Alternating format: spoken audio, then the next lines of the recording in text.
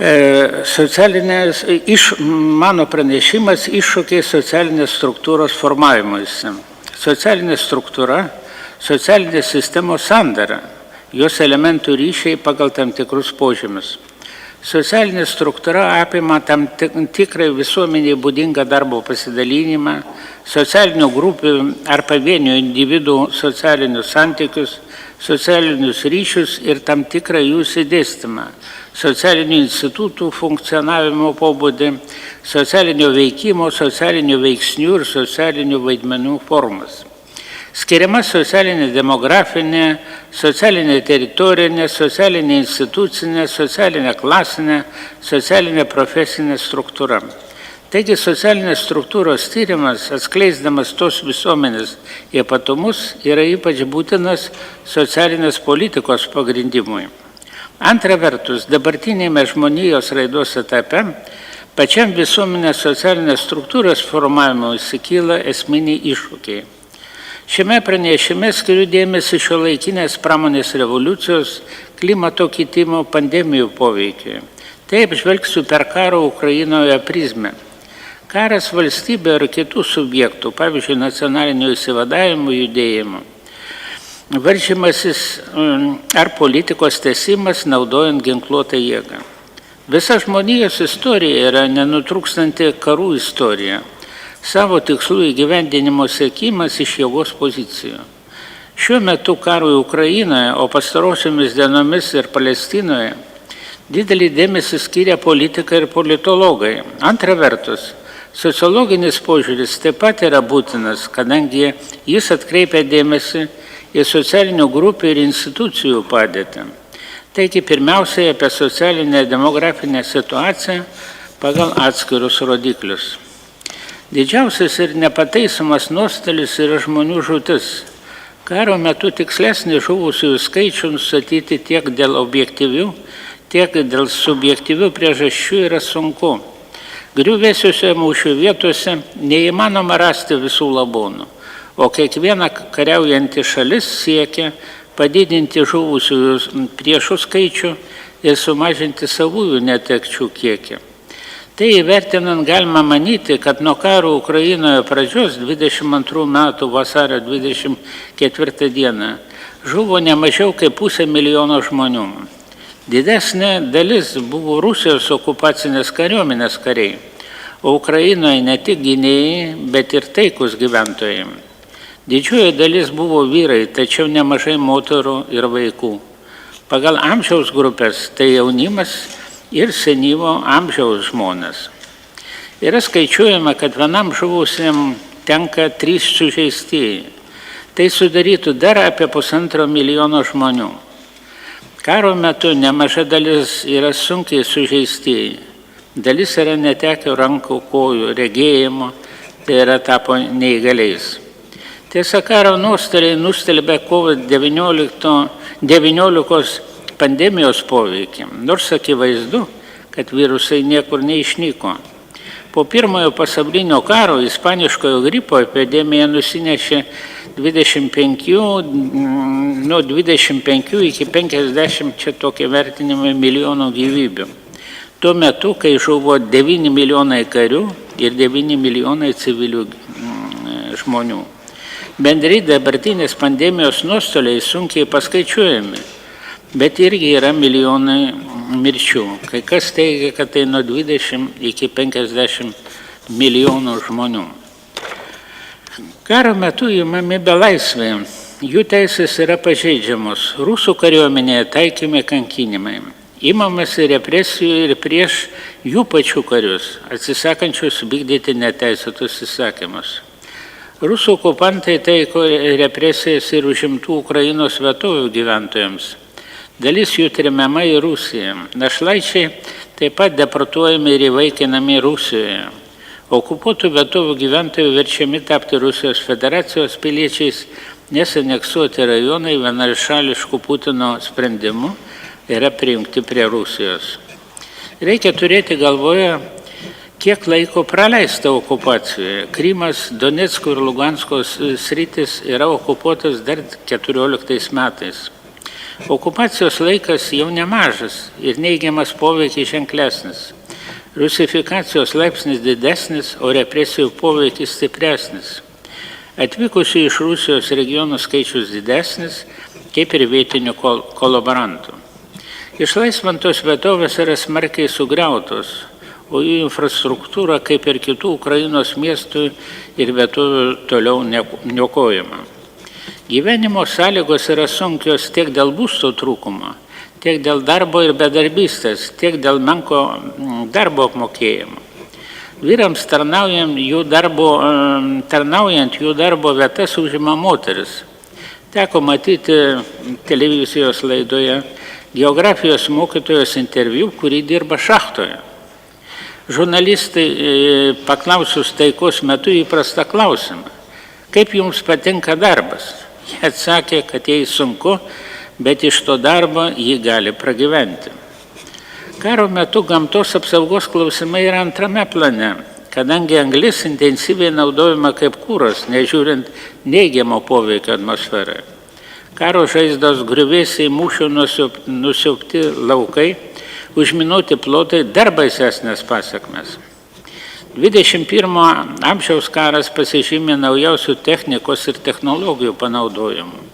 Ir puolamieji ir gynybiniai mūšiai tapo neįmanomi be dronų panaudojimu. Pergalę lemia ne vien kiekybiniai, bet kokybiniai rodikliai, toliašaudė artilerija, naujos technologijos, raketų tikslumas, elektronikos pranašumas. Kariai represijos iššaukia pabėgėlių srautus. Stichiškai formuojasi tūkstantinės pabėgėlių stovyklos. Daugybė žmonių ieško prieglobsčio kitose šalise. Ukrainoje jau nuo 14 metų netekus Krymo, Donecko ir Luhansko sričių, dalis gyventojų buvo priversti persikelti į kitus Ukrainos regionus. Po 22 metų karo pradžios, netekus dar naujai okupuotų vietovių, viso buvo netekta iki ketvirčio šalies teritorijos. Teko keltis vis naujiems pabėgėliams. Net daugiau kaip 5 milijonai Ukrainos gyventojų ieškojo prieglobsčio kitose šalyse. Daugiau kaip 3 milijonus ukrainiečius priėmė Lenkija. Keli šimtai ukrainiečių apsigyveno ir Lietuvoje. Keli šimtai ukrainiečių, keli tūkstančiai ukrainiečių apsigyveno ir Lietuvoje. Jei didžioji pabėgėlių iš Ukrainos dalis yra moteris ir vaikai, tai iš Rusijos daugumoje pasitraukė šaukiamojo amžiaus vyrai. Didžioji pabėgėlių dalis dirba, tačiau dažniausiai ne pagal profesiją ir turimą kvalifikaciją.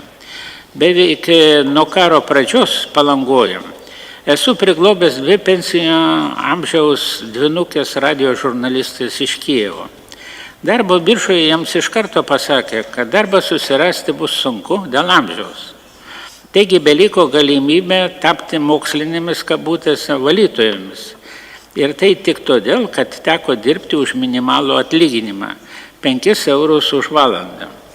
Šeimininkė joms tiesiai pasakė, kad lietuvių nepriima, nes tos prašo didesnio atlyginimo. Tiesa, mano duktė mokytoja priminė, kad jos valandinis atlygis tai yra tik 6 eurai.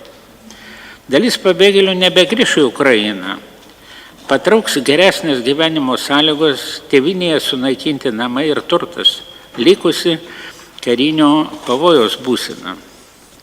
Kadangi vyksta ir konvencinis karas, negalima nepaminėti tai, kad greta pabėgėlių iš Ukrainos yra pabėgėliai iš trečiųjų šalių. Jie naudojami provokacijoms. Lenkijai Lietuvai pasienyje teko statyti sieną, kad užkardyti nelegalius migrantus. Iki jos pastatymų 4000 sulaikytų nelegalų faktiškai buvo laikomi kalėjimo sąlyga, pažeidžiama žmogaus teisės. Kol savavališkai paliko Lietuvą, taip išspręsdami šią problemą, kabutėse, ieškodami geresnio gyvenimo Vokietijoje ir kitose Europos šalise. Apibendrinant socialinės struktūros formavimąsi pagal bendrąjį Ukrainos gyventojų skaičių, lyties, amžiaus, teritorinį požymius, matome, kad karas iš esmės destruktyviai pakeitė nusistovėjusius socialinius demografinius procesus. Ženkliai sumažėjo gyventojų skaičius. Žuvus dideliam jaunų vyrų skaičiui, migravus dideliam moterų ir vaikų skaičiui, šalyje pasikeitė vyrų ir moterų santykis, kas turės neigiamą poveikį gimstamumui ir bendro gyventojų skaičiaus atstatymui. Esminiai pasikeitimai įvyko ir pagal kitus socialinius demografinius rodiklius, užimtumo, profesinį ir šakinį gyventojų pasiskirstimą. Visų pirma, siekiant apginti šalį, ženkliai padidėjo tarnaujančių kariuomenės žmonių skaičius. Šaukimo į karo tarnybą procesas tęsiasi, siekiant padengti žuvusių ir nebetinkančių tarnybai skaičių. Negalima nepaminėti, kad tam tikra dalis vyrų vengia tarnybos. Štai karo pradžioje apie 2 milijonų Ukrainos gyventojų išnyko kabutėse iš mobilizacijos lauko. Sugriauti ir toliau griaunama šalies infrastruktūra didina bedarbių skaičių. Karo metu didėjantis gyvenimo nestabilumas didina darbo laikinumą. Apskritai sociologai vis didesnį dėmesį skyrė grupėms dažnai keičiančioms užsiėmimus. Nagrinėjamos prekariato problemos. Prekariatą apibrėžia 3 esminiai bruožai. Egzistencinis nesaugumas, priklausomybė nuo darbo pajamų ir sistemiškas pilietinių, kultūrinių, socialinių bei politinių teisių netekimas. Pirmasis bruožas siejamas su nepastovaus darbo paplitimu bei slinkimu per nuomojamus būstus be realios galimybės įsigyti nuosavą. Prekariatas užstringa užburdame rate, kuriame niekas neaišku. Trumpalaikis ir nepastovus darbas neleidžia susikurti profesinės tapatybės, o gyvenimas keičiant būstus ilgalaikių socialinių santykių. Dar nesenai apie valstybės gerovės lygį buvo sprendžiama pagal viduriniosios klasės gausą. Dabartinėme globaliame pasaulyje ši sąvoka nebedirba kabutėse, nes vidurinioji klasė nebeužtikrina šalies stabilumo.